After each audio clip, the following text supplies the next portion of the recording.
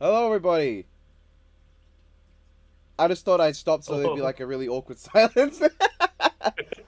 yeah. I was like, I don't. Do I fill in for this or? We're doing a reaction to Trunks versus Silver. I'm joined by my very good friend Greg Berger. Hello. He's the voice of Grimlock, and I have to explain that because I'm sure that there are maybe three people in the watching the video who know who Greg Berger is.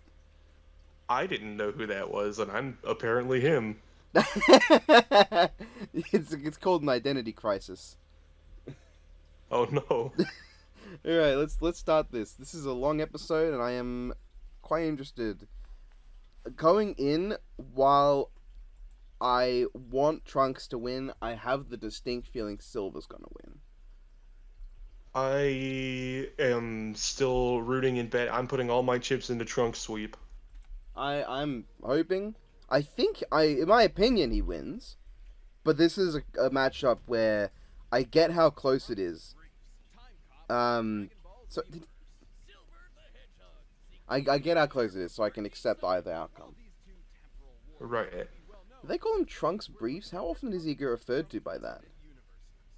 Not often. They never address him as that in the manga, at least. But I guess logically that is his name. But then they never address Bulma by Bulma Briefs either, do they? Uh,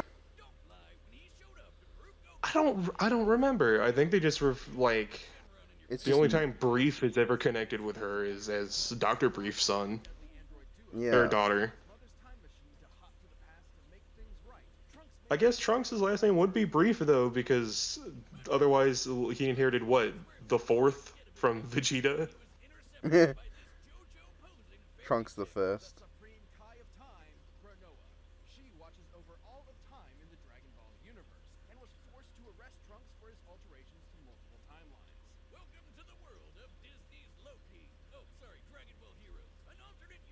Oh, that was so funny.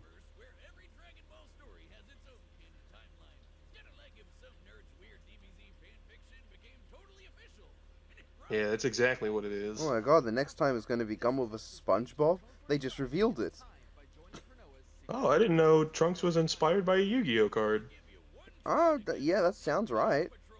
It was one of those things that I uh never remember until it's brought up. Also, the drinking heat tap thing, that's got to be a TFS reference. Because, like, they put way more emphasis on it. Right. I love, man, you can just look at an Akira Toriyama character and tell if they time travel or not. There's just an energy about them. Yeah, the same. So, does Cell have that energy? Because he is a time traveler, too. Mm, sure, why not? He has that component in him, I'm sure. I still find it weird that they give Goku Black experience to Trunks, because technically he did help in the Dragon Ball Super events of Xenoverse 2, but where he was taken from the timeline to join the Time Patrol, it wouldn't make any sense that he encountered Goku Black at that point. Yeah. And Super and Xeno are pretty explicitly two different things. Also, hi, Jocelyn. Oh, there, Jocelyn.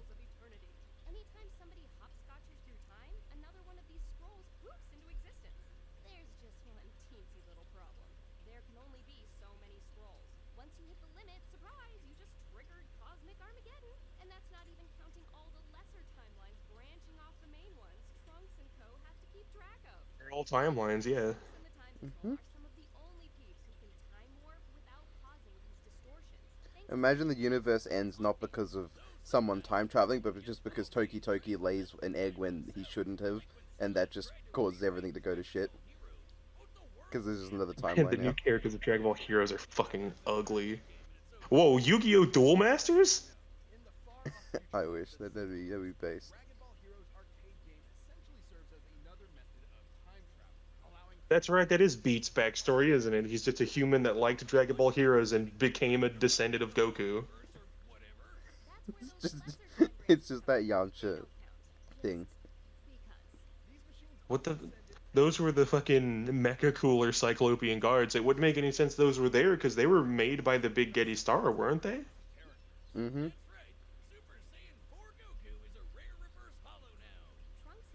Oh yeah. Great Saiyan Man 3 is really fucking cool. Oh.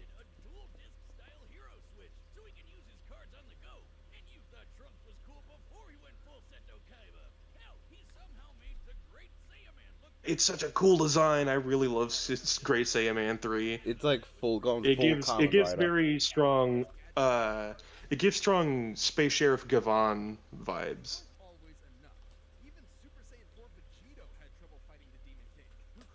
Very strong armored hero vibes. Oh.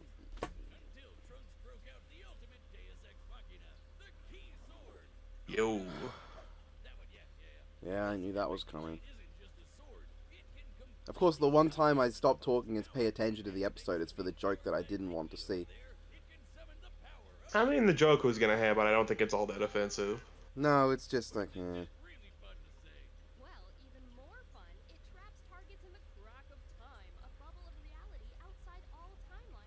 Butt crack joke?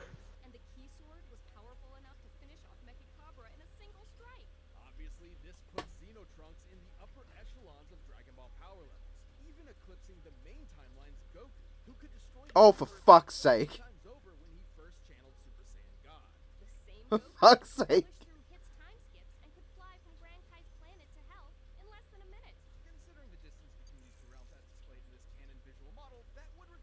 Oh, at least they didn't call it a symbolic model.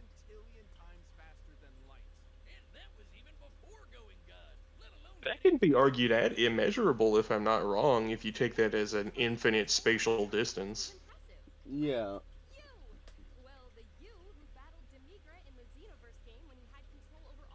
The Time Patroller's universe has a name. I don't remember what it is. I think it's just Ace. That's right, it is Ace. It's the Xenoverse 2 one that doesn't have a name.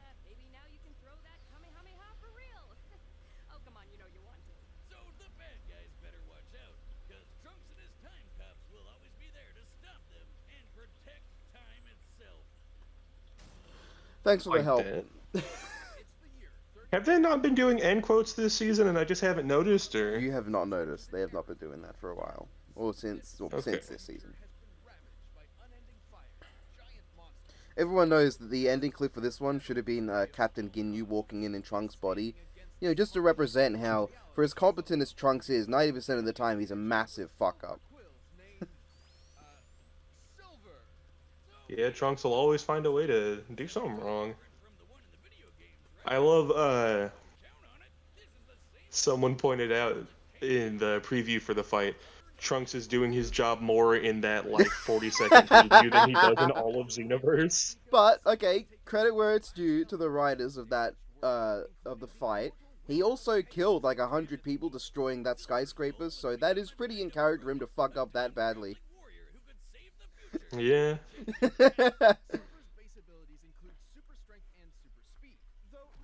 Honestly, with that setup, it would make more sense if Trunks lost. You know, if we're doing this in character. So they're downscaling physical strength from Knuckles and speed from Sonic. Yeah, I mean, that makes sense.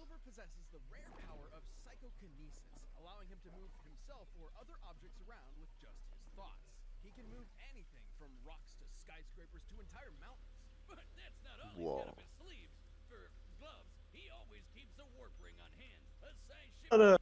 I don't want to shit on this too much, but it kind of gave the same energy as in Captain Marvel versus Android 18, when they're like, and she can even blow up a skyscraper, which, yeah, but potentially planets. When you can contend with the god tiers of your verse, that's not that impressive. I don't think she was able to at that point when it was released. Could she?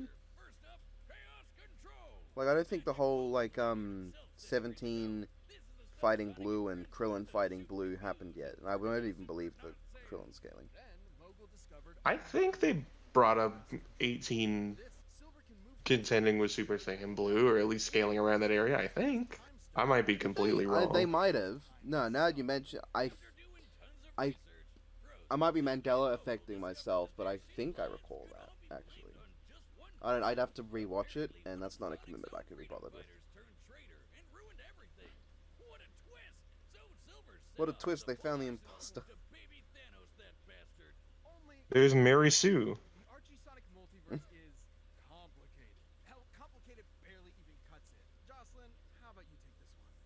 Okay, Archie Sonic's multiverse is similar in scope to something like DC Comics. It's nice to see Jocelyn getting involved as a main Universes with commentator in episodes. an infinite It's nice. characters, That Sonic needed more of those. including the likes of Mega Man, Sabrina the Teenage Witch, and Spawn. Wait, what? With the Time Stone, Warp Rings, and Cronus control. Honestly, that would have been a more interesting Deska Death battle than what they actually did for Archie. Time hopping this way had some weird side effects, like decoupling Silver from time. So if he causes a real bad butterfly effect, he doesn't get erased like poor Marty McFly. He Oh, just causality. has stuff to do. Sorry, can you go back to the part about Sonic the Hedgehog meeting Mother Spawn? Needless to say, Silver had a hard time figuring out exactly what he needed to do. I mean, even if it was more straightforward, he's not exactly the sharpest quill on the hog. Good thing Archie Silver is way more badass than he was in the video game. Isn't Fought all sorts of forces didn't happen in Archie though? like Dart, Knuckles, No, Enerjack. that was. I mean that's a that, nitpick really, but Fobian in the world. Mm. This guy threw a whole I do really like like just Enerjac's design. Like it's very over the top, but I like it. At the same time, I've heard the claim that Enerjack might never get on Death Battle because Ken Penders is the kind of guy who actually would try to sue them. yeah, That's just- that doesn't sound out of the question. it's funny. Still experience some version of the events of the Sonic 06 video game. You know, everyone's favorite. including the battle against Solaris, who could eat time, where Silver achieved the invulnerable form of Super Silver. He gets a major boost to match the Yeah, speed and he was power. given that form. As Sonic Man, without this supersonic energy, Sonic was already fast enough to outspeed stopped time. Let me say that again. Time was frozen, and Sonic could still move. What the hell? Naturally, Supersonic and Super Silver should both be faster than this. But as calculating speed requires a factor of time, and this feat removes time from the equation entirely, this means Super Silver's speed is incalculable. His speed is faster than time itself permits speed to Silver at immeasurable, but not Trunks. That's interesting that they're giving Silver just a very blatant speed Whoa. advantage. Silver is like more blatantly faster because like Trunks stuff is not as blatant. Like you almost cannot argue that Silver isn't that fast when literally just the direct statement that characters move at incalculable speeds is a thing in Archie. Right. I mean, I think one of the immeasurable arguments for Trunks came from him just flying either in a way or at a speed that ignored time and space altogether. Mm. Oh no, what about Yes, even Spawn. Oh, thanks, Satan. But even in this brave new world, Silver was nothing short of a hero. As long as this door From what I know, he barely does anything post Genesis. Actually, even the darkest timeline will have a silver lining. and then Sonic will save the day. All right, the combatants are set. We've run the data through all That's I possibilities. feel A long episode. Those analyses didn't feel that long. Maybe it's a really long fight. it's like a 3.5 minute fight. Maybe they were just so well written that they didn't feel as long as they were. Or the conclusion's really long. It's a which would- possibility. I like both of those analyses. The conclusion being super long is also possible. Yeah, go Trunks, you kill those people. Unsanctioned time travel. Oh, that voice, yes. Actually, it's kind of my thing. that first sword blow was a bit janky, but it's not that Hit bad. him with the warp ring. Don't anyone to think I'm shitting on the animation. No, a little bit of jank's not bad. It's fine. It interests me that they used the energy funnel this early on in the fight. I like that twirl. They also use the Marseille Co immediately, but that's less special. Actually, I rewatched the Plan to Eradicate. Oh, what the hell? Already? What the fuck?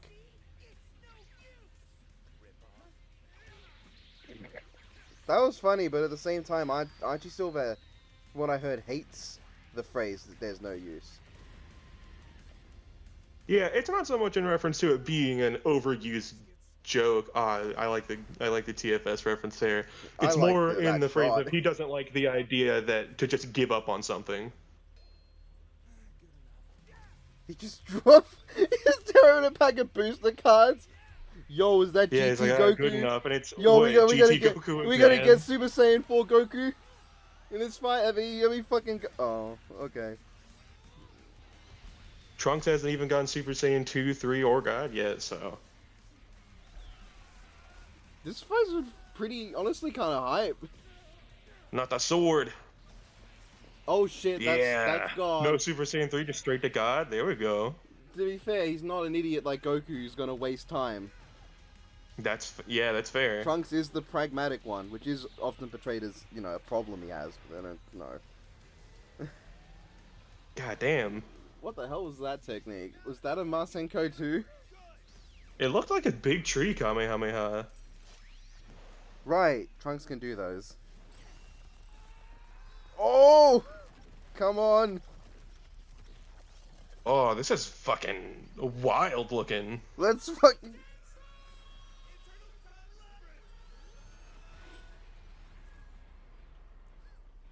Like, Trunks was like reacting. Oh, this is cool.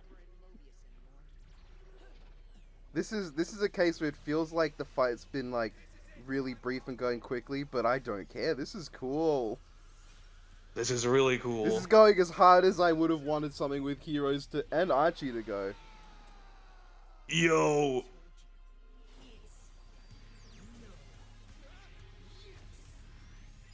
Yeah, that was me. Come on, Trunks. No. No!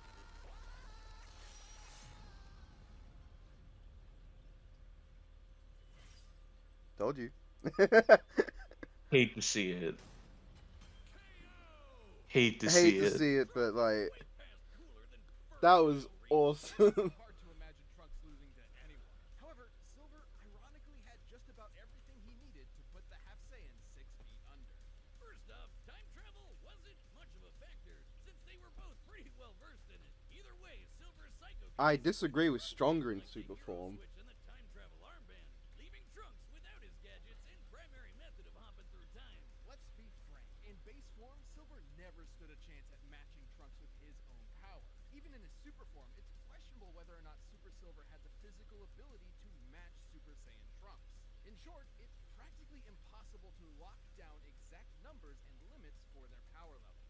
So Trunks could have probably taken a win if he found an opening, but Silver's Well, what was with the plus stronger than in Super? But okay. Interjack was way stronger than him, could match the power of Supersonic, and conquered all of Mobius. But Silver could consistently Uno reverse card his attacks back at him, and he wasn't even super at that time. Trunks was obviously much faster than Goku's trip to hell. He could easily be sextillions or septillions of times faster than light, maybe even more. However, by the very nature of Dragon Ball powers, his speed must have a limit, even if it is impossible to know an exact number given what we've seen. But It's necessarily true, but Yeah, that's not necessarily true. speed. Sure, Goku broke through Hit's time skip, but that actually has nothing to do with speed. As explained by Whis, Oh, they just did a golden tree in this episode. Seriously, guys? Such as when Kranoa attempted a time stop on Mira and failed due to Mira's energy being stronger. Xeno versus Goku has also mentioned how increasing his energy affects space and time around him. In any other matchup, this would be totally fuck wild itself. But no, Archie super forms just have to break time itself. It's also difficult to put an exact number on Trunks' maximum level of power. The strongest beings in his continuity can affect his entire multiverse, which has infinite timelines plus the crack of time outside. In contrast, chaos magic wielded by a super form like Supersonic can rewrite the infinite timelines in Archie Sonic's multiverse, plus the extra-dimensional realms outside, like the Chaos Force, Pocket Zones, Mega Man's own infinite universe, and yes, possibly even a multiverse with Spawn. The scope of Dragon Ball's cosmic scale simply does not compare. Plus, unlike Sonic, Silver spent many years being trained how to use chaos magic by the guy who invented it. Hell, if Mega Man could rewrite reality just minutes after learning he could even use the Chaos Emeralds at all, imagine what craziness Silver could pull off. Trunks' best chance was the Key Sword's ability to nullify powers. did to Mechicabra. However, the Super Genesis wave explicitly could not rewrite the presence of Supersonic or Super Mega Man, despite being able to rewrite even the extra-dimensional Chaos Force from whence it came. It's likely Silver's super form could resist the Key Sword, at least for a time. Ultimately, while there are many versions of this battle where Trunks can win, Silver's superior abilities close out a victory more often than not. Okay. Silver was just hogging the spotlight. No, yeah, Honestly, I'm not upset with that. I'm not upset with that explanation at all. no, I think that's pretty fair, All actually. right, let's go. Time for a SpongeBob episode. Why not grab a membership? I don't know. I don't know why I said. I meant to say Gumball because of the previous thing. I said SpongeBob. I'm blaming Biff because he mentioned SpongeBob as a joke. All right, here we go. Oh my god. Oh my fucking god. Here he is, Aquaman. Super Friends Aquaman. He has like nothing. That, What the hell kind of? before I talk too much about that, I want to say I think it's interesting not only that Death Battle thought that Trunks Silver was so close, because honestly it is, but I think it's a pretty decent argument on their end why they think Silver wins. I also really like that episode overall. I like the analysis. I like the fight. None of the jokes were really that bad at all. That was a good episode. I think the only point where I disagree with them, in terms of their reasoning, well, I agree with like basically everything they said. I just feel like I lost it. I had a train of thought, and then it derailed when I saw that. The next one that time. I want to step in with is they argued that by Dragon Ball's very nature there has to be a limit to their speed, which I don't think is necessarily true. Right. Any story can be written to like there is no such explicit limit on Dragon Ball's world as being a finite speed. It's not to say that Right. suddenly any world will just have unlimited speed, so it's not fair to assume a cap, but to my knowledge, wanna at point least, out, Dragon Ball strength and speed doesn't are have that. very closely linked in Dragon Ball through Ki. If by its nature speed has to be finite, that would apply to strength as well. But they outright said that Trunks would scale to a guy who could threaten the infinite multiverse. Right. So I feel like it would be more logical to argue that Trunks' arguments for immeasurable speed or incalculable speed, as they word it, are far less concrete and reliable. Mm-hmm. And that I still think they are fair arguments to make, but I can see why they didn't use them. mm, And then I think it's interesting that they that at least from their perspective, Trunks is outright just more powerful than Silver, but it comes down to how widely their hacks affect things. Essentially, Key Sword versus the fucking super plot rocks. I don't remember what they're called. time But slots. it's comparing like both of them affect an infinite multiverse of infinite timelines, but they compared the shit they affected outside of that, and that Sonic possibly affects more infinite timelines outside of that. Yeah.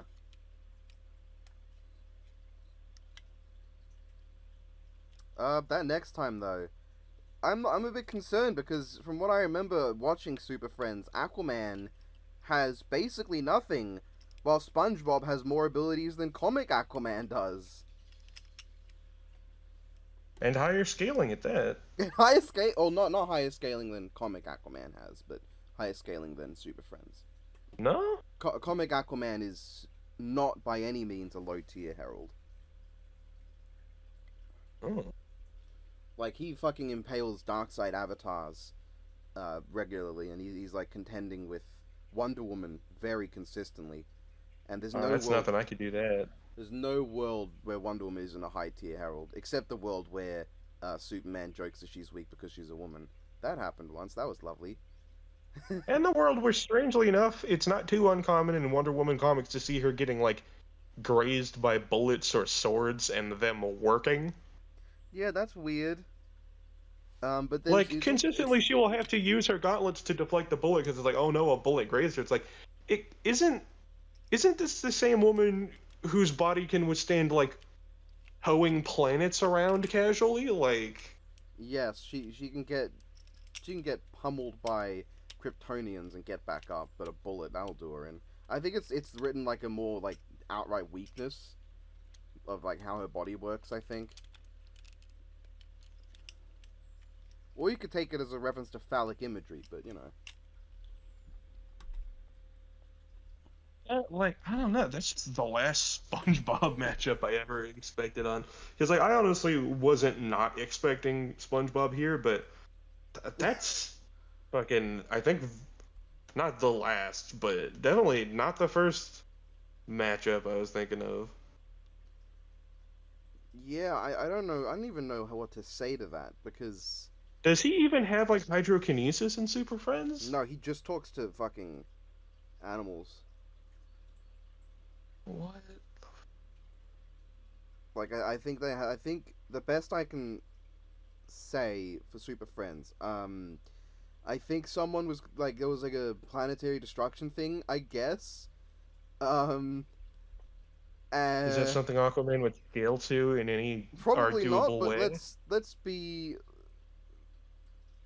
Even if he did scale to planetary, SpongeBob has consistent universal scaling at this point. Actually, no. I think I might be thinking of something else. I think Super Friends, like fucking. I don't know, like space travel feats, which are pretty fast. Uh, so like you can use that.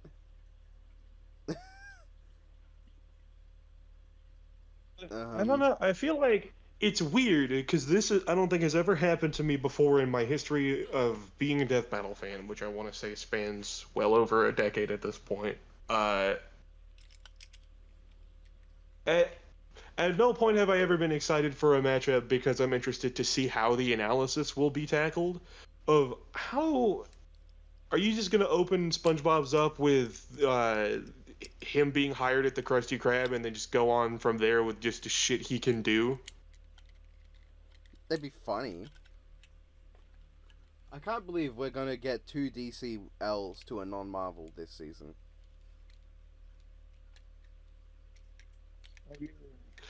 Like, Like, I don't want to say this doesn't count, but like it definitely does count. But it's just like fucking Super Friends Aquaman. Like, the okay. Aside from planetary destruction, I think Superman pushes the moon once. Is that really also, gonna help? of all the, of all the characters to come back with an alternate version, like Sonic or like fucking, is that it? Is Sonic it? To come back with an alternate version. I think it might just be Sonic. Yeah. It might just be Sonic, or rather to see an alternate version of a character. Like we've seen it with Sonic, we've seen it with This now episode. Trunks and Silver. Uh, Aquaman was not on that list that I ever expected to see. I Yeah. didn't think I'd ever see a death battle, and I never thought I'd see another death battle trailer and Aquaman be part of it at all. It's the only way I could imagine giving Aquaman a win is to say that he can control sea life, but no, he can't. He doesn't have the clear in Super Friends. He just talks to sea life. Literally, all he's got is he can breathe underwater.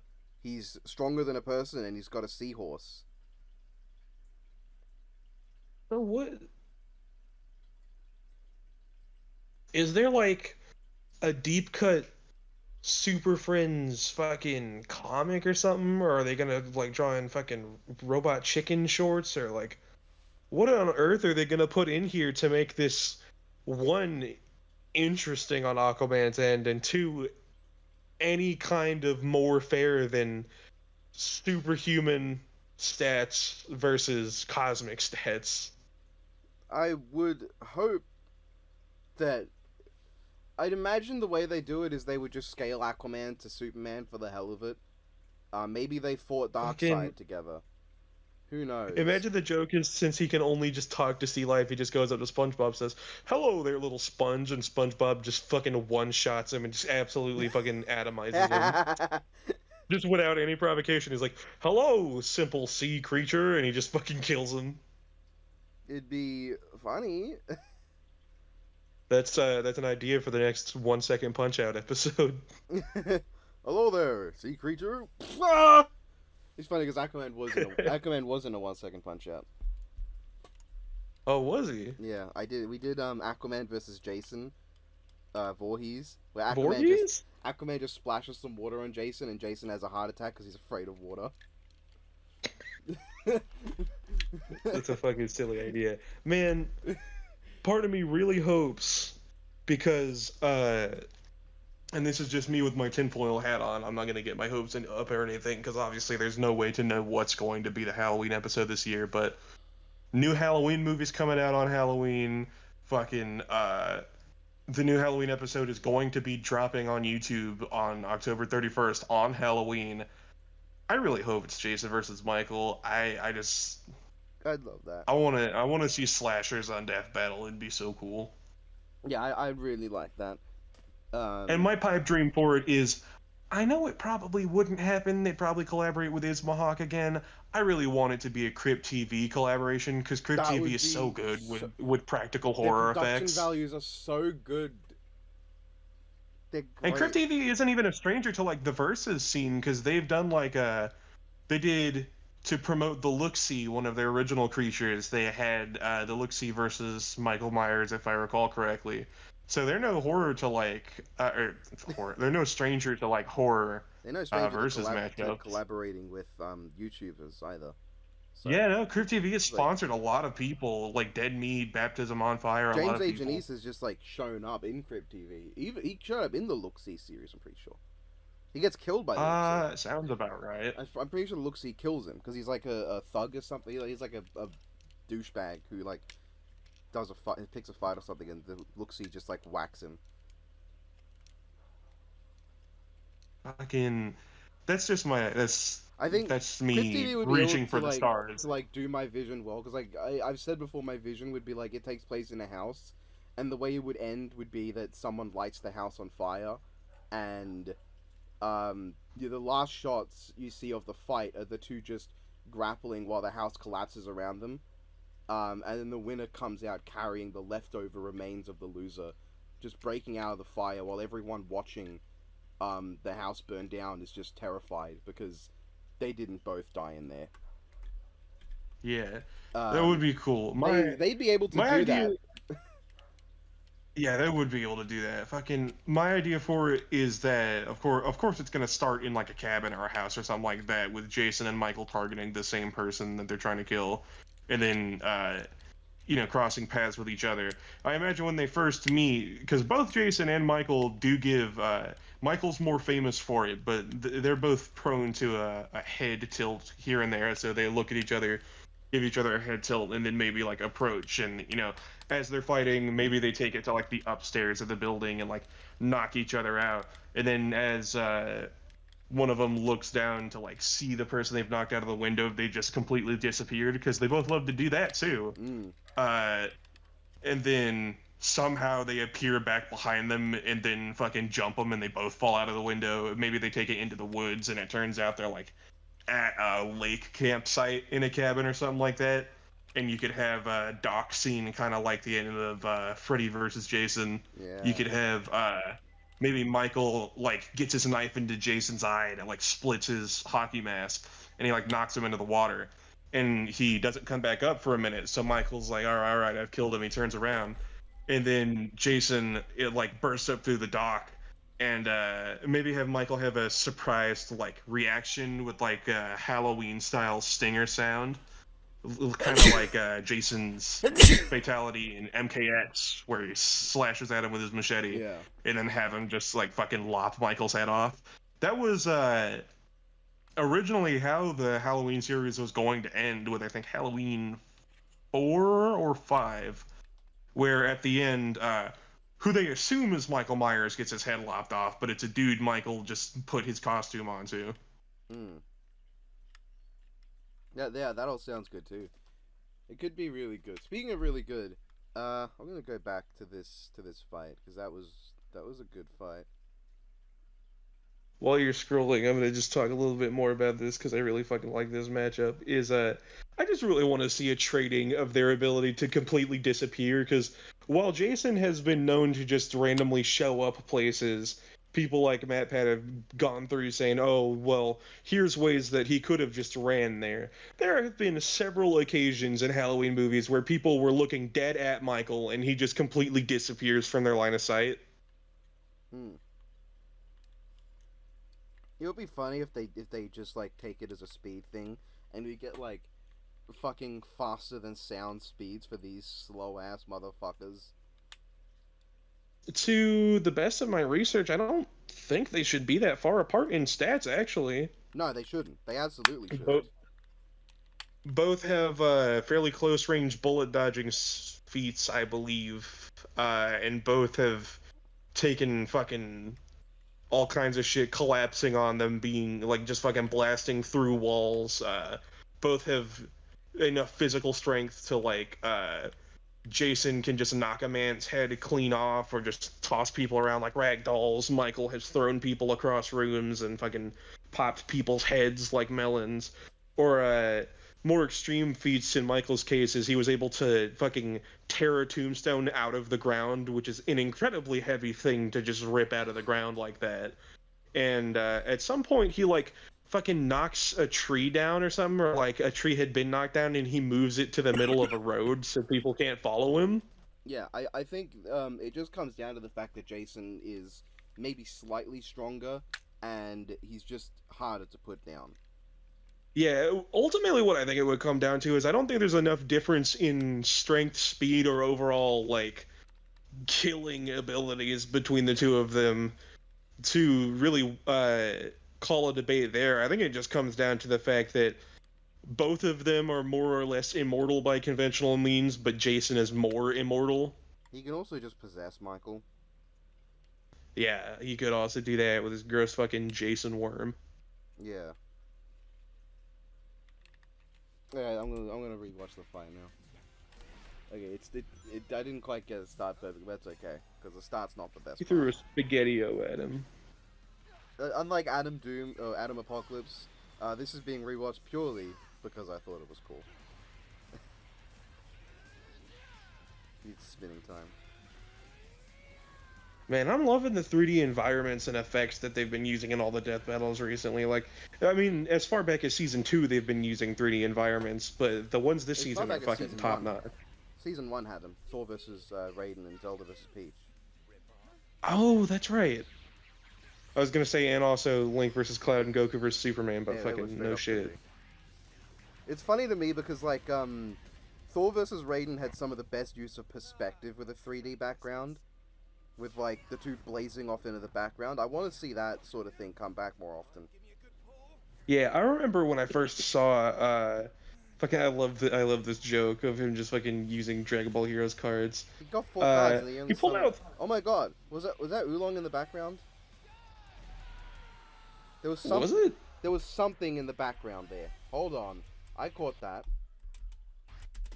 That right there. That wasn't too long. That was Oolong. That means That's why he said good enough. the fourth card is probably somewhere there too. I kind of wish Goku I think that went fourth Super thing was Saiyan. just the wrapper. I kind of wish Super Saiyan 4 Goku was the one firing his Kamehameha, but you know, beggars can't be choosers. Yeah. Trunks fucking like It's cool. losing the sword and then just powering through with God is amazing. That is the closest. I mean, actually, being in a death battle is pretty fucking close, but that is the closest fucking Pan or GT Goku's ever gonna get to being in a death battle episode. I wouldn't put it past them to use GT Goku at some point. Like maybe they might do like GT Goku versus Saint Seiya because Super didn't exist during that whole rivalry. And also, As much of a rivalry as it was. I mean, it was mostly in like I think Latin America was where it was the biggest rivalry. Yeah, because it's strange. I've heard so many people say that something like Seiya versus Moon, or even Seiya versus like Shazam, or Seiya versus Goku wouldn't happen just because, according to them, nobody talks about Saint Seiya outside of Versus spheres, and like they've never seen anyone talk about Saint Seiya. And it's like that's predominantly because a lot of these people grew up with and are only around American communities, and the United States didn't get a proper Saint Seiya dub until like I think 2019 with the Netflix dub of the full show. That is because we had got stuff like Deeks Knights of the Zodiac localization, but everywhere like in Europe, Eastern Asia, Central Asia, fucking Latin America had gotten Saint Seiya, and it had been a huge hit everywhere else. It just never got that big here until pretty recently, where it's been getting a lot of stuff, especially through Netflix. So like looking at the wider audience at Death Battle, I don't think it's unreasonable to say that those matchups have probably been requested a lot, and it's not like nobody would know who Seiya was. Also, it's definitely not Seiya that's going to be carrying those views.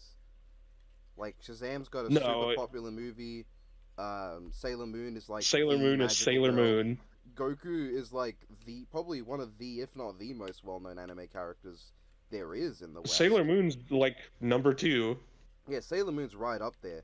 So like, the only thing that I think would be able to get in the way of those would be that maybe they don't want to bring Goku back. But like I said, I think GT Goku versus Seiya could happen. Who knows? My hope is just that they don't feed Seiya to Shazam and they don't feed Sailor Moon to Supergirl, because like I'm sure the matchups have their fans. In fact, I know plenty of Seiya versus Shazam fans. I just think Seiya versus Moon's really cool, and I want it to happen. I really want Shazam versus He-Man if he's gonna come back. That has the perfect vibe for the characters. Yeah, And would it definitely really get way more does. views. And I think it'd be cool to see He-Man coming back. And like, because the 2 He-Man episodes they've done both tried to go for that campy sort of feel. Only one of them succeeded, but it'd be nice to see if He-Man came back, they focused more on past the original cartoon and like the wider sphere, where He-Man is a bit more serious while maintaining some of the camp. Like that. I love the contrast as well that they're human forms. Prince Adam looks more or less exactly the same as He-Man, just a different outfit. Meanwhile, fucking Billy is this tiny little fucking shit-eating kid. I would love if like Shazam like is just flabbergasted because he genuinely couldn't tell He-Man and Adam were the same because he's a kid. Fucking And like the the wisdom of Solomon tells him, and he's like, "What? No."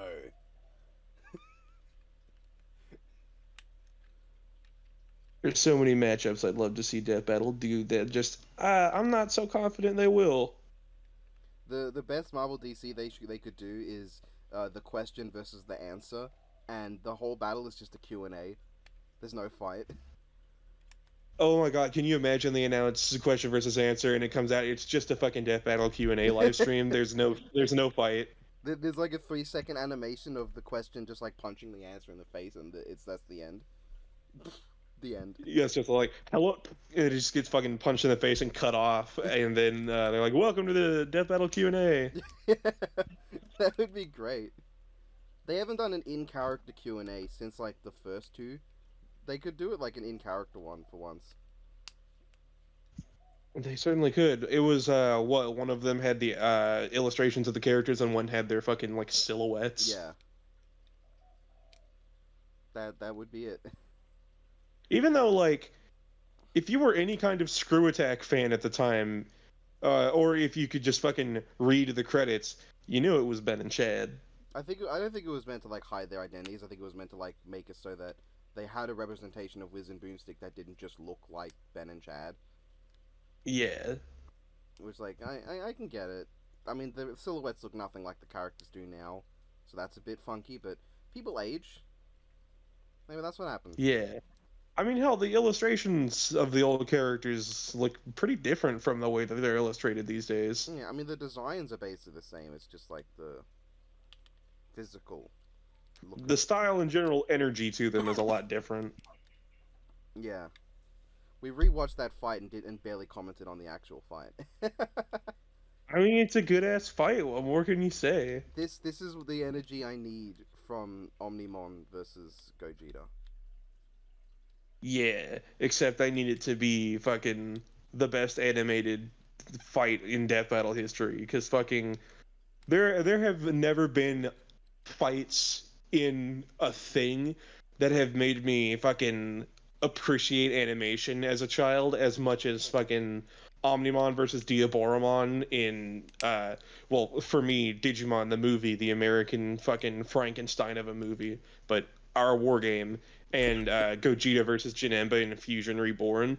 Both of those fights were so fucking like integral to my interest now, and they're just so fucking nice to look at. I mean, one of those was barely a fight, if we're being honest, but yes. Yeah, well, I mean, I don't know. Yeah, Gogeta Janemba's not much of a fight, but to be fair, Omnimon versus Diaboromon isn't much of a fight as much as it's just Omnimon completely fucking dusting Diaboromon, but But yeah, I think that they could genuinely do like composite Digimon and Xeno for Gogeta if they did. They could fully composite them and just say fuck it. yeah, I mean, that's the one where, like, both of these characters exist for cool factor pretty much exclusively in the first place, so fucking compositing them at this point, I would not care. Me being the fucking staunch no composite guy that I am, I'm like, just this once for the rule of cool. I'll let it fly without complaining about it. The exception that proves the rule. Fucking not only Gogeta versus Janemba, but also fucking in recent time, as recent as I think, when the fuck did Broly come out? 2020? 2019? Not 2020. 20. I want to say 2018, 2019. That region. Hold on, when the fuck? Because Super ended in 2018, didn't it? March?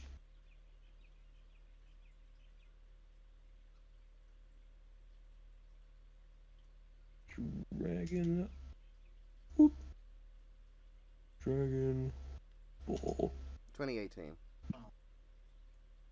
Fuck. Did it come out the same year it ended, or am I just fucking... Oh, that's why I think it's 2019, because it came out January 2019 in the US. Ah, so you were using the wrong time zone. That's not what time Yeah. zone is. But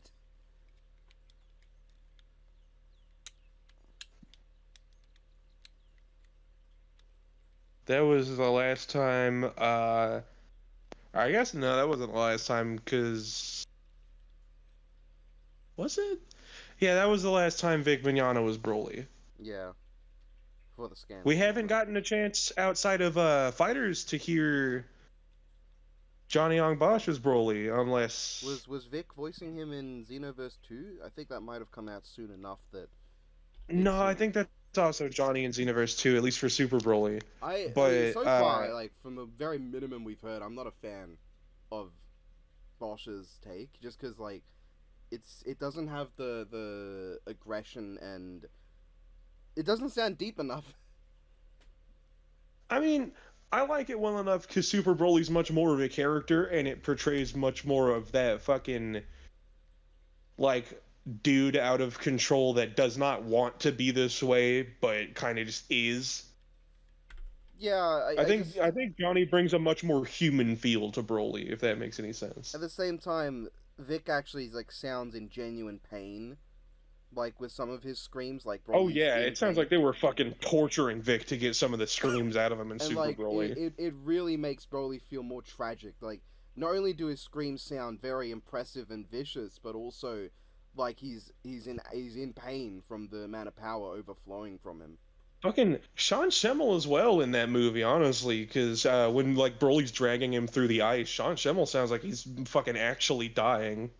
Yeah, I mean, sure, he's no stranger to that sort of sounding like he's in pain. Oh, fucking like Sean Schemmel actually fucking fainted recording the Super Saiyan 4 Yeah. transformation scream in GT. That's a fucking a lot of people. that's still say such an it was- insane story to a me lot of that people- in the recording booth he screamed so long he just passed out. A lot of people say it was the Super Saiyan 3 transformation too. I remember that. Like there was the whole question of was it the Super Saiyan 4 or the Super Saiyan 3 one. I think he said that it was the Super Saiyan 4 I'm transformation. pretty sure it was the Super Saiyan 4 scream, but yeah.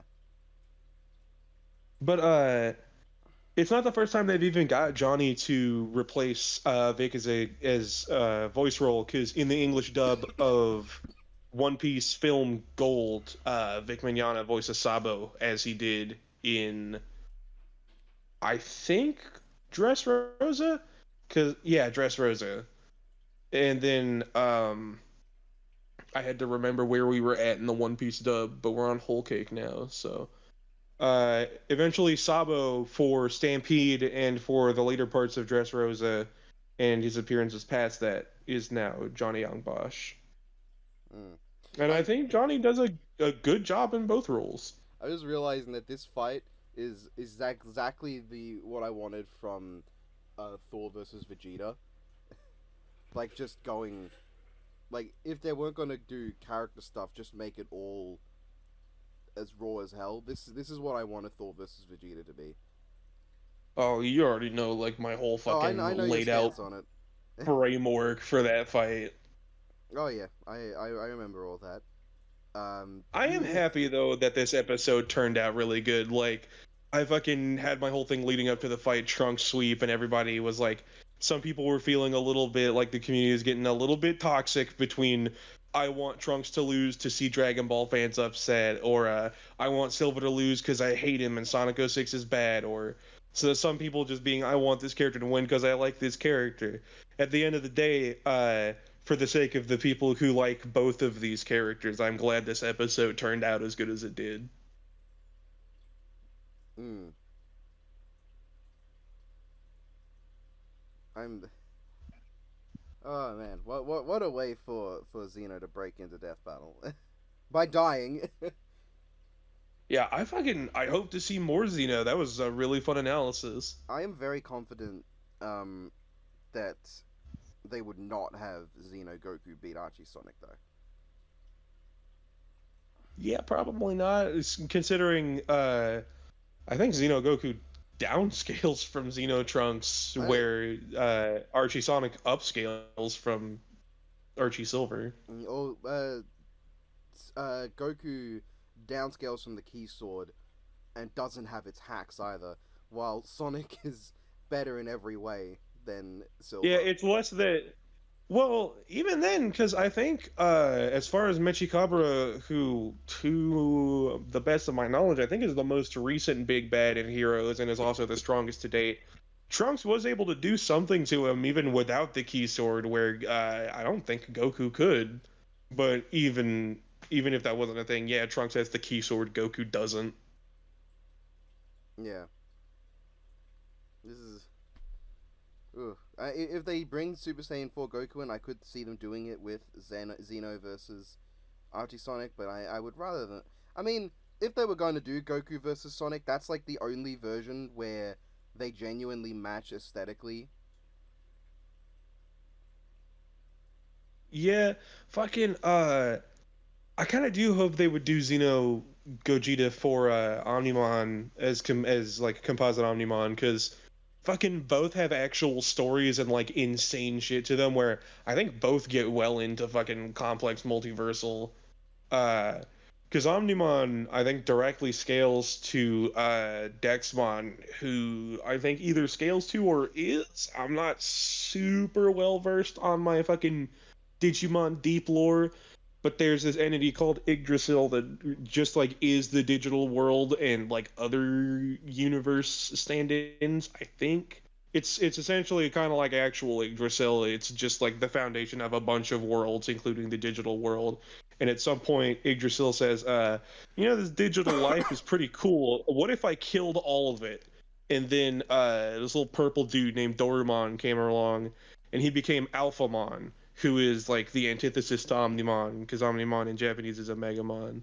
And Alphamon distributed the X antibody to everyone, which gave them edgy 2000s redesigns and made them immune to getting fucking mass genocided by an evil tree, These are if I all recall words. correctly. These are I'm sure all some words to me. Digimon. I'm sure fucking some Digimon hyper fans gonna be in your comment section correcting me on everything I got wrong. Yeah, that's Please gonna be be nice you. about it. That's gonna be you going back and going, "Oh, sorry, I got this wrong. Let me just correct that." You're gonna be that guy. I'm not. I'm not a Digimon hyper fan. I like Digimon a whole lot. I'm a Digimon fan, but I'm not a hyper fan. I will do the research afterward just to fucking try and be a little more well educated for the next time Digimon comes on a death battle, though. Oh, that one person we don't like to talk about in my server is hoping for a Super Friend Aquaman dub, and people are probably going to start making fun of him. I am kind of rooting for him though, because I love Aquaman.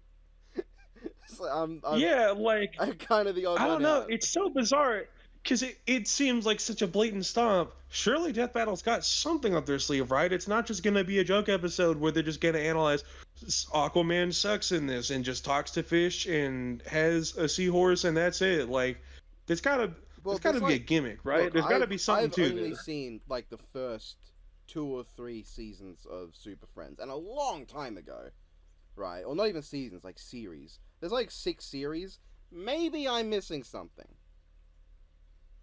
There I mean, has to be something I might to be missing this, something right? from what I've seen too, because like it's been so long that I barely remember. Like I'm pretty Go back sure. and watch it all in preparation for I'm. the prediction. Oh, my prediction, thanks to Biffweed, is not going to be is not going to be very detailed. Oh no. Look, It's crazy to me how many people were expecting SpongeBob. I severely doubt that most of them were expecting any kind of Aquaman. no. Because the one I saw the Okay, most was okay. SpongeBob versus Gumball. I honestly was expecting SpongeBob versus Aquaman just because like the DC Marvel overusage meme, like I know I said Gumball versus SpongeBob earlier in this prediction, but since last night I just had this like feeling that we could get SpongeBob Aquaman this season. I didn't expect next time, but I had the feeling, and I didn't want to say anything because I didn't want to jinx it. Right. And look where we are now. That means this is like another episode that I've technically predicted in this season, and like I don't know how Yeah, to feel fucking about Death that. Battle Nostradamus over here. Well, those Stradamus' predictions are so vague that they could be correct to anything. Like one of the predictions people look at is him saying a bad thing will happen on this year, and it's like, no shit. But Actually, about Nostradamus. Hmm? You're the one person knowledgeable enough about Nostradamus. Tell him, actually me on that. well, I just know because like I do look into conspiracy theory things, usually because they're so funny, sometimes because they're cool. Have you watched Wendigoon's video, Uh, you're gonna have to elaborate. the big one, the 9 hour one? No. Okay, good, because this is because anyone who's watched that will know what I'm talking about. I knew about it before that video, but he explained it very very well. The idea that like there are no forests at all. They're like mountains are what trees are supposed to be, and forests are like the greenery that grows around the base of trees. So like way before humans, we lived in a world where mountains were just giant trees reaching into the sky. And like that's ridiculous and stupid, but the imagery of that sounds so cool. That does sound really cool. Imagine Fucking like it makes me think of Tree of Might, but Tree of Might's way bigger than that because that fucking the trunk of that tree is the size of a continent. imagine the Himalayan mountains under that theory. Just this string of massive trees. Climbing Mount Everest would now be climbing a tree. Yeah. Climbing a tree would suddenly become a lot easier and a lot harder at the same time. Right? But like I do like look into those conspiracy theories because it's fun sometimes. Other times Fucking it's just horrifying depressing. for me. I know that you live in Australia, which is set on fucking Minecraft super flat, but uh, where I live, it's all mountains as far as you can see. Like the horizon in any given direction is the Blue Ridge Mountains. So Anywhere you look, there's just mountains and mountains, and you keep driving for hours, there'll be more mountains. So imagining every one of those mountains being a gigantic tree is the most fucking like wild picture to me. That We'd sounds be a bunch of tree people. that sounds crazy, and I imagine what wildlife could live in that environment. It I sounds like a mean, great idea for like a fantasy world or a science fiction planet out there. It's probably been done. Like it sounds like a great idea. that sounds like Godzilla Earth. That's what he is. He's a big I mean, mountain yeah, tree. he is. He's only 300 meters tall though, so he's not like a big mountain. Meters tall isn't like a small mountain. No, I mean he is always officially given the measurement of 300 or 318 meters, but I will point out in the movie that when he's lying down, that's when they measure his height as 300 meters before he even stands up. So that's just his gut to his spines. Right, and of course you've always got like they list measurements, but if you actually fucking measured shit out, I'm sure it wouldn't be 1 to 1. Because that'd be an insane task to actually ask of someone is to keep something perfectly measured at I all mean, times in an anime. usually it's fine in like the first three eras because they're all suits and like the heights are based on like the suits and heights are built sort of interchangeably. But there are some problems like Gorosaurus is almost as tall as the 50-meter tall Godzilla, but his official height's like 38 meters. Or Varan, who in the second generation in Destroy All Monsters is like 5 meters long for some reason. Right. The worst though is in Terror of Mechagodzilla, Titanosaurus. I think he's 80 to 100 meters tall. He's really big for a Showa era kaiju, but he's the size of a mountain in one shot, or he's bigger. Here's a question for you as someone knowledgeable on Godzilla. Yeah. Why is Gorosaurus so lame? He's not. Gorosaurus fucking broke King Ghidorah's back. He's just a big dinosaur. Oh, that's just because he was originally in King Kong Escapes, taking place of the Meat Eater from the original Kong movie. So he's literally Okay. Yeah, they repurposed him. But in Destroy All Monsters, he's fucking awesome. Like he can burrow through the ground, which I'm pretty sure is just because that was meant to be Baragon. Like Zilla. Yeah. But only in the comics, I think. I don't think he did that in the movie. No, I think he did it in the show and in the comics. I feel like Zilla would be a reference to Gorosaurus more than Baragon, just because they're both they're very similar. But Gorosaurus. Well, yeah, I feel like Zilla would be a reference because Zilla came out like fucking 30 years later. Yeah. But like what it probably would make sense too. I think Zilla burrowed out in France, which is where Gorosaurus was. But in Destroy All Monsters, Gorosaurus has the kangaroo kick, which imagining a Tyrannosaurus giving you a kangaroo kick is horrifying. But like he breaks King Ghidorah's back. Like he genuinely scales really high in the Showa era. He's like in the Rodan, Anguirus, King Caesar tier of characters. Like the second, third highest tier. Man, you say imagining a T-Rex kangaroo kicking someone's terrifying. A kangaroo kicking someone is terrifying. Yeah. So imagine if it was a T-Rex doing it this time. I don't like kangaroos. They are upsetting animals. They frighten me. I'm sure they are. I don't eat red meat. I wouldn't know, but yeah, kangaroos. I don't know. Something about the way that kangaroos are built. They have like horse faces. They're like rabbits. They're big. They're very buff. They've got claws. They can fucking prop themselves up on their tails and kick you. They have a tendency to wait in rivers to lure you in and fucking drown you, which is the most like psychopathic shit I've ever heard of a fucking land mammal doing. I mean, chimpanzees can be Yeah, fair enough. You can just end it right there. Chimpanzees, fair counter argument. There are things chimps and dolphins do that I don't want to say without the risk of getting demonetized for saying them. Both very fair. Kangaroos are just upsetting to me. They fucking creep me out. Australia has a few things that creep me out. I understand they're like extinct and like whatnot, but Tasmanian tigers' mouths are too big. They're something about them is uncanny and gives me the shivers. Their mouths are crazy. I wish they weren't extinct, Because they are It's sad to really. see anything go extinct, but they fucking creep me out. Mm, yeah. How did we get to It's this like topic? fucking Right, Gorosaurus.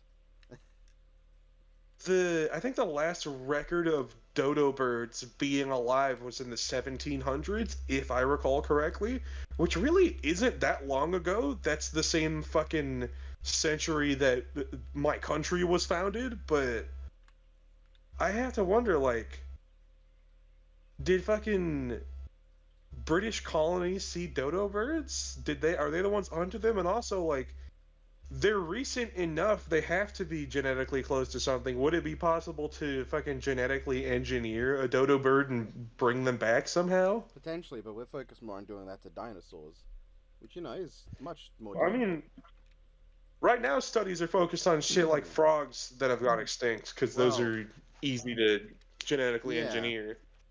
The biggest problem with frogs is a lot of them die. Well, the main ones that I know of die due to fungus encroaching in their area that infects them, and that's a real problem. Oh. Yeah, like I think it was like a Fucking species of golden frog is now extinct in the the wild because we took them out because they were dying too quickly. sad. Uh, the fucking blue macaws in the movie Rio. That whole movie is about trying to get them not extinct. They're I think officially classed as extinct now, Yeah, or they're at least extinct in the wild. which is that's sad, but it happens. Maybe if that movie was actually good, then they would. Yeah, I might have sent a better message. They might not be gone. Mm.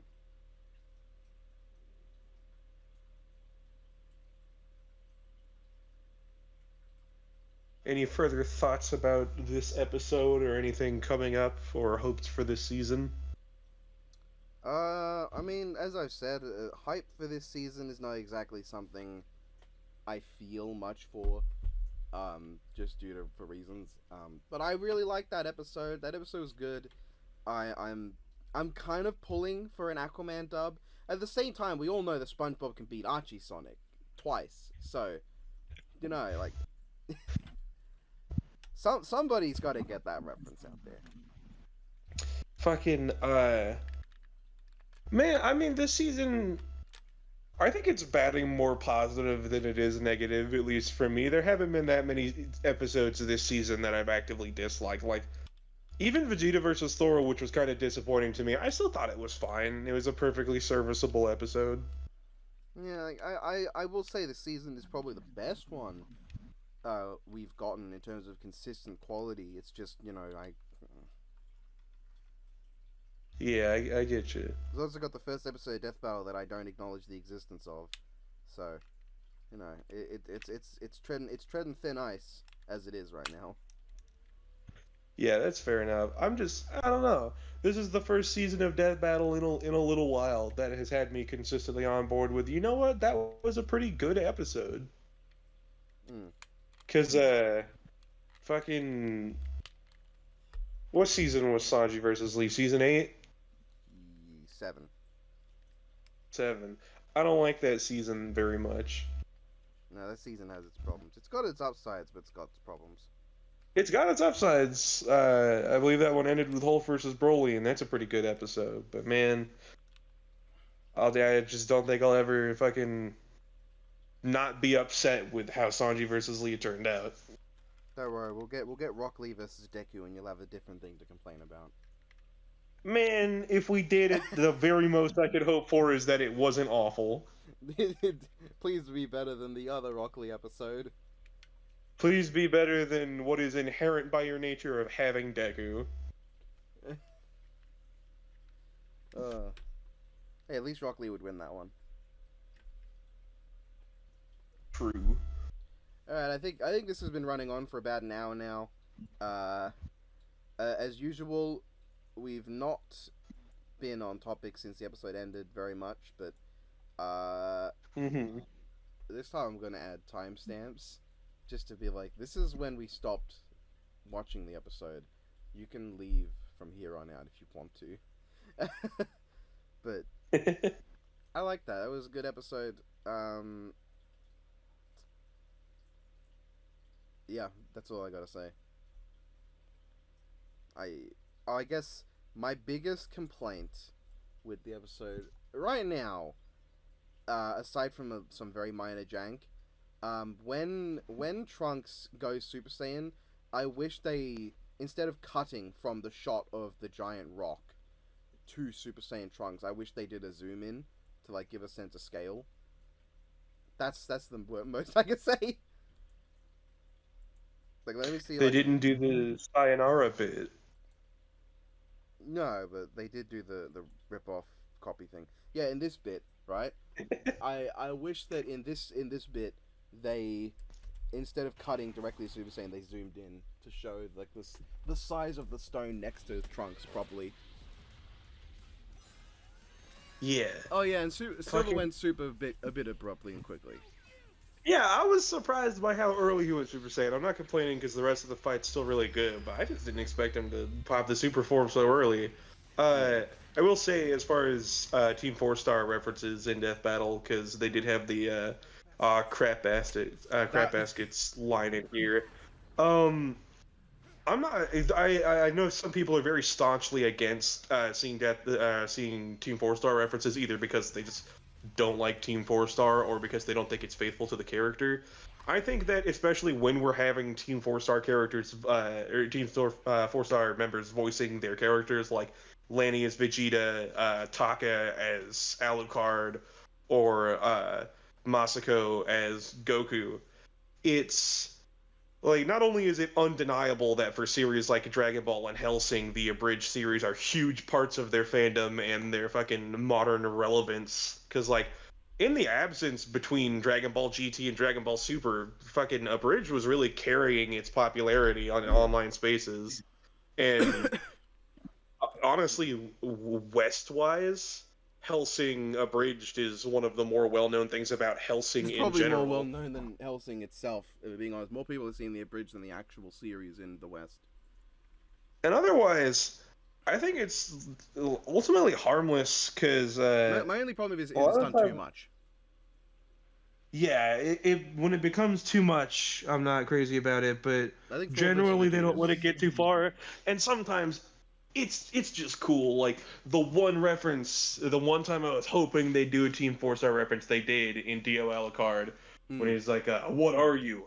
A real fucking vampire?" Like that's cool. If they had him dropping references left and right, that would have been lame, and that moment wouldn't have been as cool.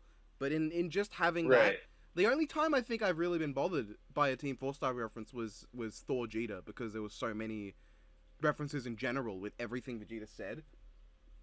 And like even then, the big Team 4-Star reference was a cool line that fit him. It's just like, because everything else was a reference to something Vegeta related. It all just sort of was disappointing. Like I liked the Kaioken Kaio What in Goku Superman, especially because like that fits so perfectly. Like Superman would say that because he would be a bit confused.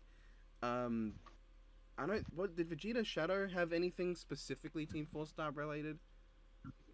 Beyond the fact that it basically was a Team 4-Star skit.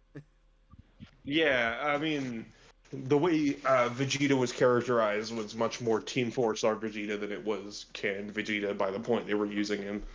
And, yeah, no, I think the reference there is that's just a fucking Team 4-Star bit, more or less, yeah. Yeah.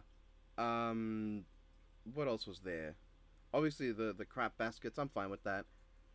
Like, Yeah, crap baskets. I think it kind of fits Trunks, like Xeno Trunks too, like because the abridged voices are in Xenoverse.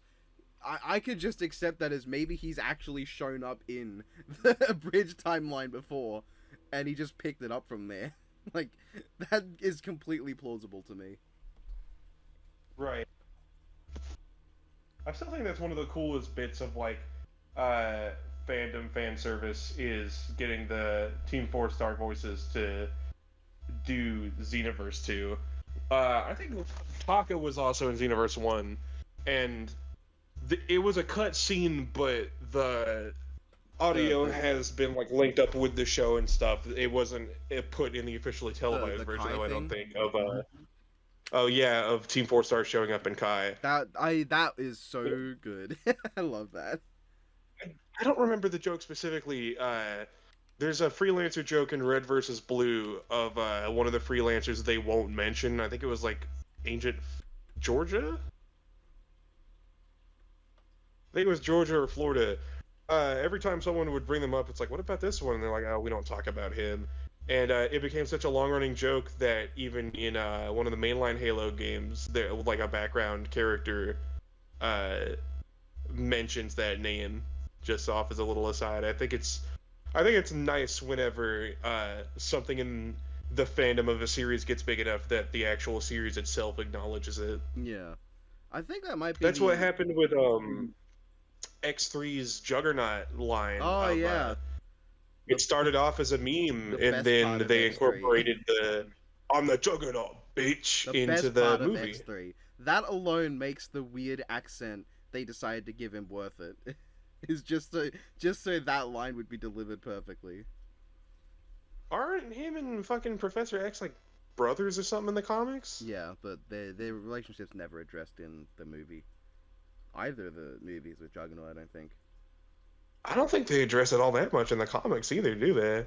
Oh no, they have. Like there was a big like inferiority complex storyline with Juggernaut. How like yeah No, I mean he's they got have, but it's everything. like pick up a usual X-Men comic that Juggernaut shows up and he's not usually Oh going, yeah, "Ah, Xavier, old brother of mine." it's usually in like Juggernaut's dedicated storylines. They'll reference it. I'm looking here. I think those might be the only Team 4 Star references in Death Battle. Beerus and Broly didn't make any. Broly barely talks. Uh, Yeah, and of Android course, Team 18. Four Star has shown up as Dragon Ball characters in other versus shows, like I believe Lanny and Kaiser have shown up respectively as Vegeta and Trunks, both in 1 Minute Melee, and Piccolo, Kami, and Nail were in 1 Minute Melee with their voices. yeah, Too. that's right. That was Against explicitly Team 4 Star Piccolo because the voices were talking to him. yeah, there's kind of I mean, before I get into that, there's also Lanny as Vegeta in Vegeta versus DBX. Oh yeah. Um, but there's what feels like a nod to it in Dragon Ball Super. It feels like there's a couple of nods. Like there's a zoom in on Popo's face that seems very evocative of the zoom ins that Team Four Star used to do in like season one of Abridged, and like there's a moment when they're fighting fucking Stownell and fucking P Soundell and the other one, the two Namekians from the other universe in the Tournament of Power, that they're talking about them fusing with all the other members of their race to gain this power to fight for their universe. And then Piccolo sees a vision of Kami and Nail. Mm.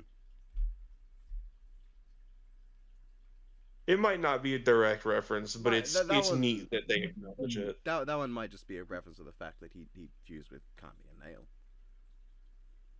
It's just neat, is all. Yeah. But I don't think there've been many Team 4 Star references in general. 18 didn't make any. Beerus, Broly, Goku Black, and Hercule kind of couldn't. Beerus only Did they appeared in, use 18's voice actress No, from I don't Abridged? think so. For... They didn't with Okay. Roshi either. And Roshi didn't. Yeah, I know they didn't for Roshi because I don't want to say he did a bad job as Roshi because later lines were fine, but specifically in the preview segment, his delivery is a little weird. And then the boy Kagi Films voices Hercule. Yeah, Hercule wasn't in TFS yet. Oh, that's right. I guess he hadn't That's joined why yet. I said Hercule doesn't really count. And Goku Black, I think he's only appeared in that one, like Dragon Ball Super like short bit. So and Beerus hasn't done much more in TFS either. Yeah, Virus is also in Dragon Ball Super Shorts. I fully expect Frieza to make. Who voiced Beerus in Death Battle? Trying to remember. Because I don't. I'm not gonna assume it was, but it sounds fairly similar as like a faithful impression of the official dub voice actor from both Team Four Star and Death Battle. River Canoff. Yeah. That sounds familiar. Have they voiced other characters on Death Battle? Not that I'm aware of. They might have. No, just Beerus. Hmm. Yeah. So anyway, as I was saying, good episode and Before we went off on another tangent. another tangent that went on for another 20 minutes. Yeah, I like that, and the Team 4 Star reference was fun. You know, I like Team 4 Star. Having a reference too. here, like I will probably not watch Frieza versus Megatron if it happens. That'll be the second ever episode I skip, and probably the only other episode I'll skip of Death Battle. I fully and it sucks because Little Karibo is like a hero of mine, and he's gonna be voicing Frieza most likely. But there's gonna be. Oh man, fucking rest in peace, Chris Ayres as well. I could not imagine a more perfect English voice. Like obviously you had fucking Linda. I can't fucking remember her last name now, but the original Funimation voice for Frieza. But Chris Ayres fit the role so fucking perfectly and brought such a sinister yet fucking cordial air to it. Yeah. And I think it was. I do not remember his name. Was it Linda Young? Yeah, Linda Young, I think. I think Damon Mills is currently taking up the role of Frieza, who he's also voiced like Douglas Bullet in One Piece Stampede and Diavolo in JoJo's Part 5. But Damon Mills covers, I think, about a third or a fifth of the lines in Dragon Ball Super Broly, because that's about the time Chris Ayres started having health complications. Damon Mills absolutely fucking does great. He was a direct understudy under Chris Ayres, and I hope he continues to do the role justice. But man, it's such a shame when the fucking perfect voice for a role, just for one reason or another, can't fill that role anymore. Yeah, and this is like the worst possible way that could happen. Yeah. Yeah, but yeah, if there's a Team 4 Star reference, you have my permission to send me just that clip. That's all of the episode I'm gonna be willing to watch, because it's gonna be Martin doing a Team 4 Star reference as Frieza in Death Battle. And could I just edit down all clips of Frieza speaking and send it your way? You can. I mean, the problem is I feel like some of the dialogue's just gonna make me unhappy anyway.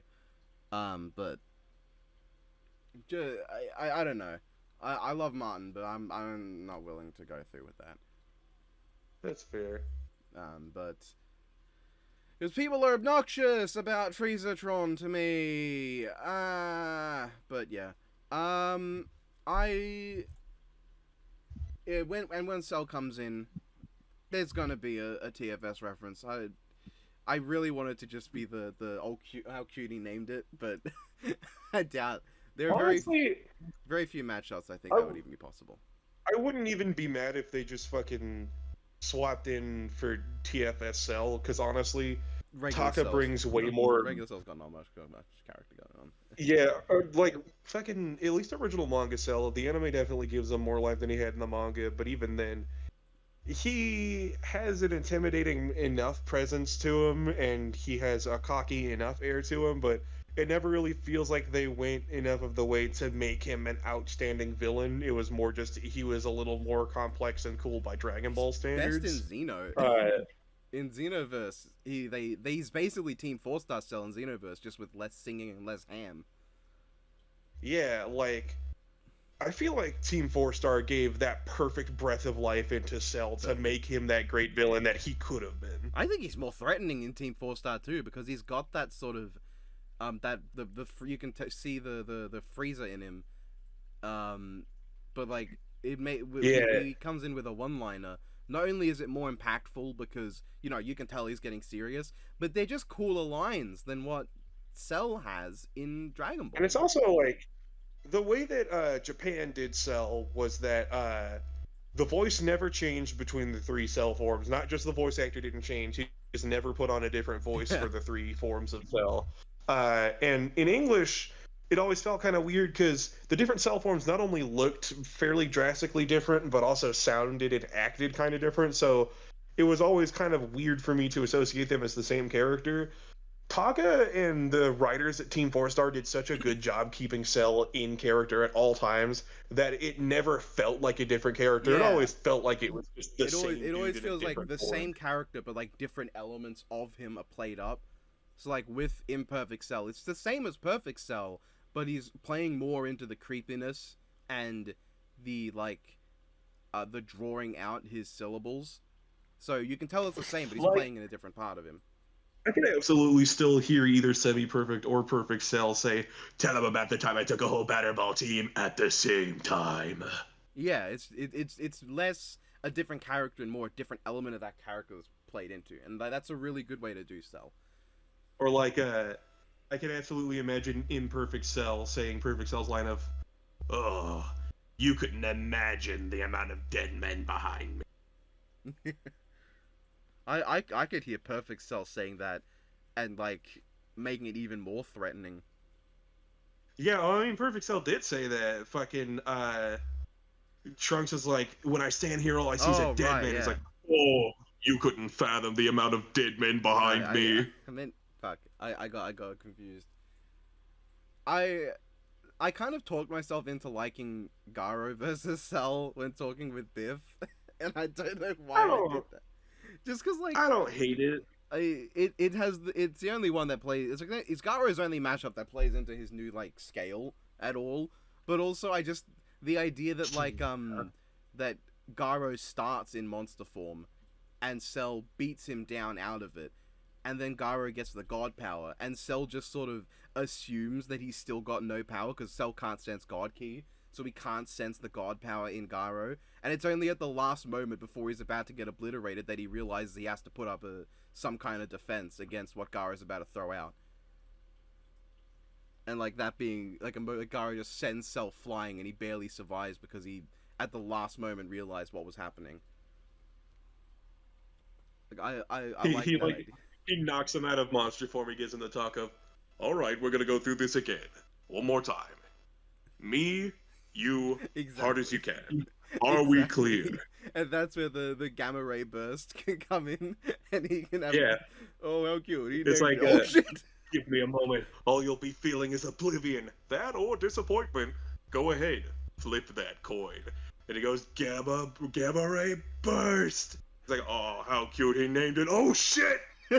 Like that would be so great. Like that's what kind of sells me on Garo versus Cell. And also because like I'm not a fan of Cell's other options. My other favorite is Omega Zero, but the problem with Omega His Zero other is fucking that, like 9 matchups. Cell has so many matchups, and I just fucking don't really like any of them I that don't much. dislike Fu, but the thing is I've actually got an association with Garo, right? Yeah. I like Omega Zero, but that would be best if Cell could actually change form in the fight.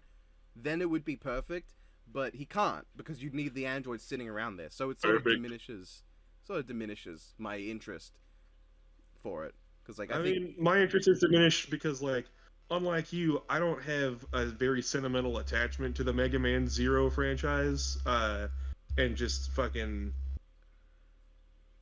Omega Zero to me does not seem like the kind of, I don't know. It's weird to me the same way that like Joker, like the Joker versus like Junko and Ishima would be of, you've got such an iconic villain against this character who's not necessarily unknown or like super niche, but just doesn't feel like they're in the same like hitting class as the other character. no, let's be honest, Sephiroth and Garo are the only characters that could approach Cell's popularity. Oh, I say that Cell can almost approach Sephiroth's popularity, and Garo can almost approach Cell's popularity. They're like the only ones in the same region. Like Fu's nowhere near Cell, Dark Samus is nowhere near Cell. Metal Sonic is probably the most equivalent, But that matchup has many reasons why it I stinks. think I could still argue that Cell was at least on par with Sephiroth, given just how big Dragon Ball is as a worldwide franchise, Well, the difference is as opposed to like Sephiroth remained relevant. yeah, and like it's Cell being one of the biggest. Like obviously Cell's no Frieza, but he's one of the most iconic villains of Dragon Ball. I'd give him a solid third. Fourth if you Like count. anyone who knows if you who count Sephiroth Piccolo. is, you're probably not going to show Cell, and they're not going to have some idea who that is. Yeah, I give Cell solid third. Maybe fourth if you include Piccolo and King Piccolo as the same character. And the only contestant for that spot with him would be maybe Broly, just because Broly is Yeah, that's fair. abnormally Well, he's popular Broly. even prior to his canonization. Yeah, with his 3 other movies and countless fucking. Because there was a point in time of any point past the Broly movie coming out where if you had a Dragon Ball game, Broly's gonna be in it. Even Attack of the Saiyans, which is an RPG DS game set in the Saiyan saga about fighting fucking Vegeta and Nappa and Raditz and stuff, where there's just a post-game mission where you could go through a portal and fight legendary Super Saiyan Yeah. Broly with the fucking Saiyan Saga C fighters. So, because it's been an hour and a half now, before we before we leave, I'm going to ask one question. Who would you Alright. want to see canonized first in their own movie? Cooler or Janemba? Because I love both. Cooler because ultimately I think Janemba serves his purpose well enough for what he is of just literally an incarnation of all of the evil of humanity. He's literally just all of the fucking tainted bad souls that haven't been cleansed, or rather all of the bad that has been cleansed from souls fucking forming into a sentient being, to the point where Janemba's name even comes from the French phrase je n'aime pas, which is to say I don't like that or I don't like it. It's to really embody just how fucking negative this thing is.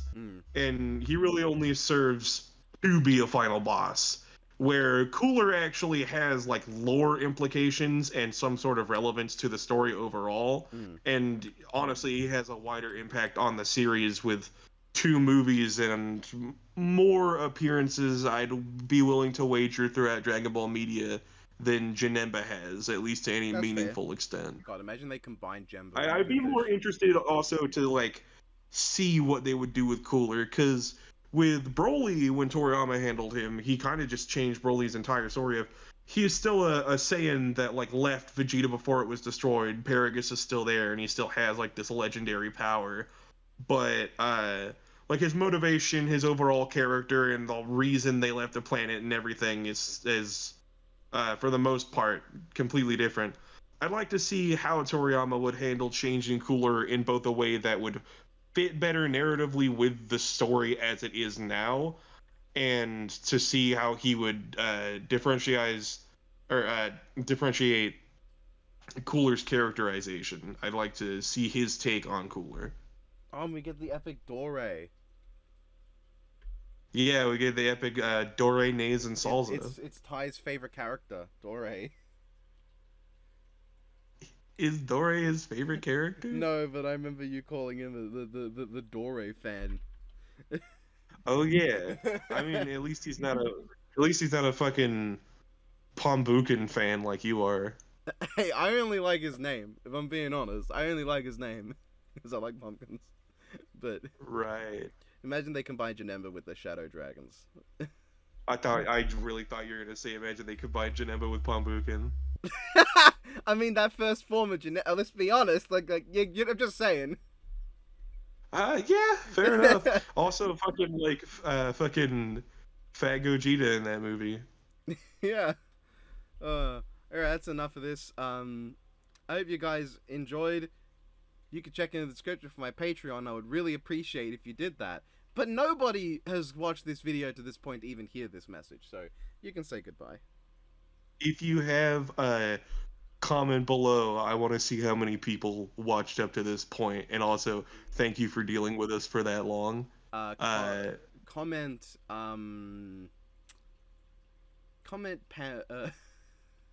Comment Trunk Sweep Stay Mad. Just to confuse I was people. gonna say put Pumbukan sweep, but Yeah, Pumbuka Sweep or Pumbuka Shigesh Sweep. Sweep, whichever version of the character. But yeah, I'll sign off. Bye, everyone. See you guys. Have a good one.